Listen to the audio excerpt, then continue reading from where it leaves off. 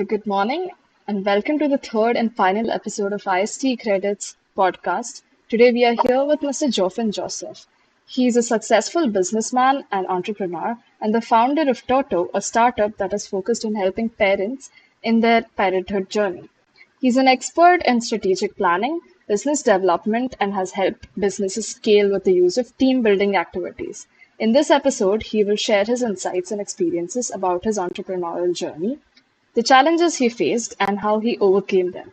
So stay tuned to learn more about his inspiring story. So, Mr. Joffin, could you please tell us a little bit about yourself and your background in business? Sure, absolutely. So, thanks for having me in this. I'm Jofin. I'm in the process of actually building my third startup, called Toto. So, we are building something to create parents better. To create better parents, in fact. Because we believe the age 0 to 6, very early stage parenting is very critical in a child's life. The child learns a lot from their parents. That's the biggest impact on the child's life. And that's the time when 90% of brain development happens for children. So parents have got a huge impact on a child's life in the early years. And we are here to make that better, the early years better. So we want to create better parents. We want to build awareness, knowledge, and skills in parents, which otherwise are learned on the go. So we are experimenting if parenting can really be learned and guided and made better. So that's Toto. That's what we're doing at Toto. We have a parents app, called Toto Parents app, which parents can download and use for free from the App Store and Play Store. And yeah, so that's what we're doing right now.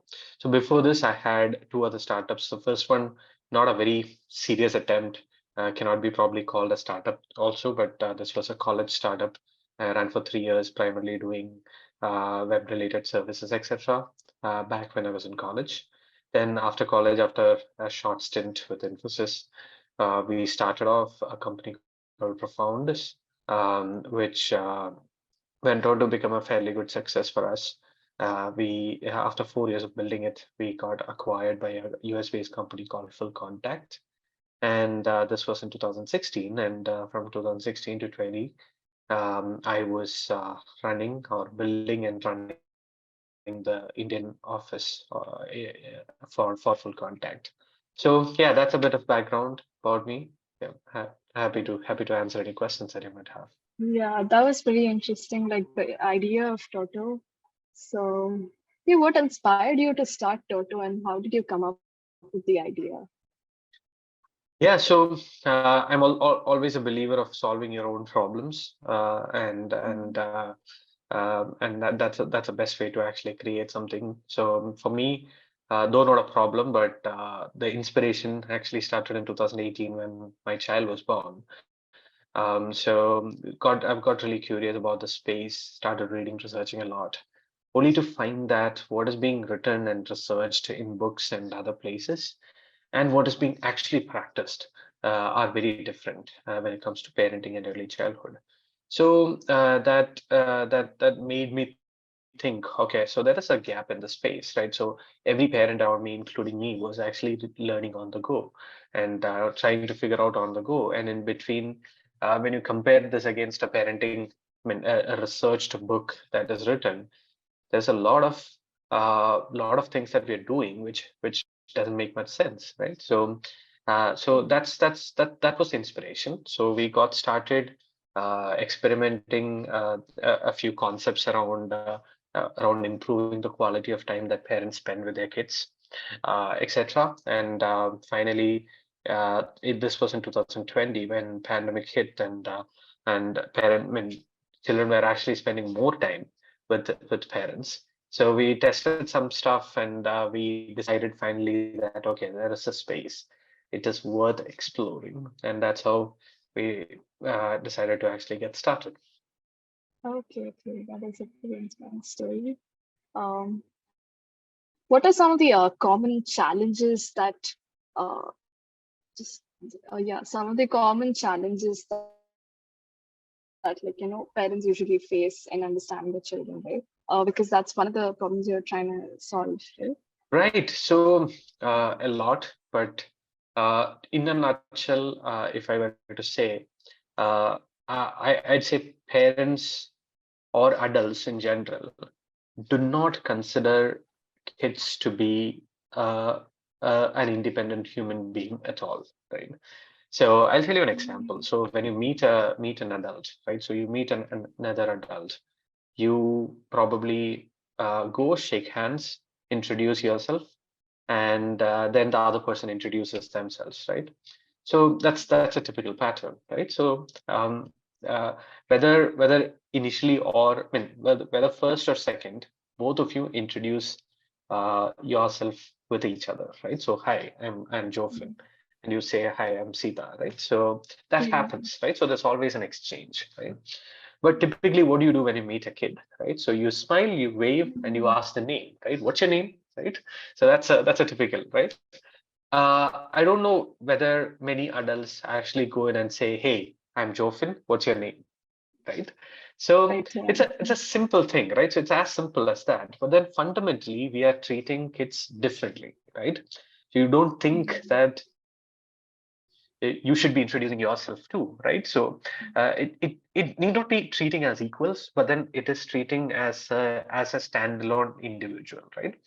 And this actually goes into this is a very harmless point, right? So this might not actually make a lot of negative impact on the child if you don't introduce yourself, right? But still, but when it comes to deeper topics, right? So when it comes to how do you react to their emotions, how do you what do you say? How do you tell them what to do? How do you guide them in certain things, etc. In all these places, you see the stark difference of how you would react to an adult versus how you would react to a child, right? So parents typically feel that this little child is my private property, whom I can actually tell anything and everything, right? So I can shout, I can do whatever, I can even beat the person up without any problems. That's not true, right? So yes, children are a small package, right? But then their brains and their emotions are all just like any other human being, right? So you treat them with respect, they will give you back respect, right? You treat them without respect, they will lose respect, right? If you think otherwise, if you think that having a cane in your hand and beating up or shouting is going to be the way to respect people, it's not respect, it's actually fear, which parents often do not understand, right? So there are a lot of these pieces which parents typically uh, take the easy route for results, right? Mm. So the child is throwing a tantrum, shouting is the easiest route, right? To discipline the child. But when you take the easier route, it is actually having the deeper impacts on the child, which actually travels with the child for a very long time.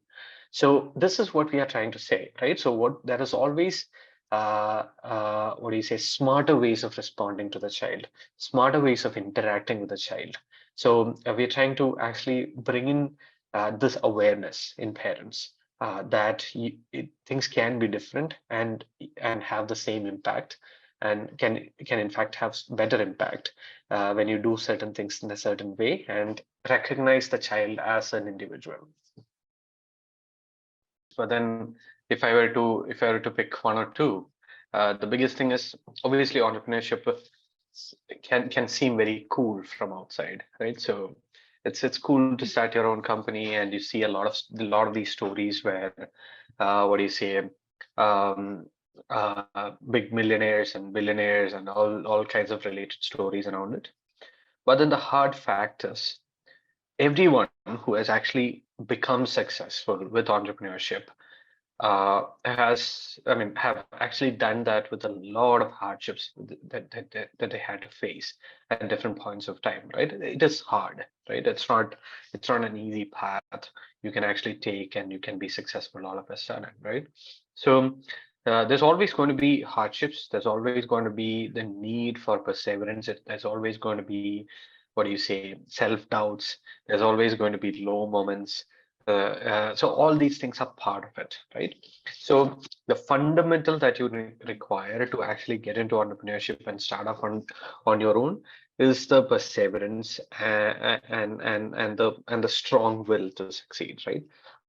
Unless you have that, you're actually, if you're looking for quick bucks and quickly making some millions and things like that, probably there is that the chances are higher that you will you will leave it in the middle, right? So that's the biggest thing, right? So we see a lot of success stories, we hear a lot of success stories from all around the place, but you have to understand that behind those success stories, there's a lot of sweat and blood, as they call it, right? So because it's hard, right? Now, the second thing is that there is an equal number of people who fail, right? But and which can actually sound very harsh, but then the other side of it is a startup might fail, but an entrepreneur never fails, right? So entrepreneurship, because of the hardships, because of the tough situations that you have to encounter, uh, starting a startup is kind of the best school that you can actually be into, right? So the experience that you get, the exposure that you get, the knowledge that you get while you actually do that is immensely valuable, right?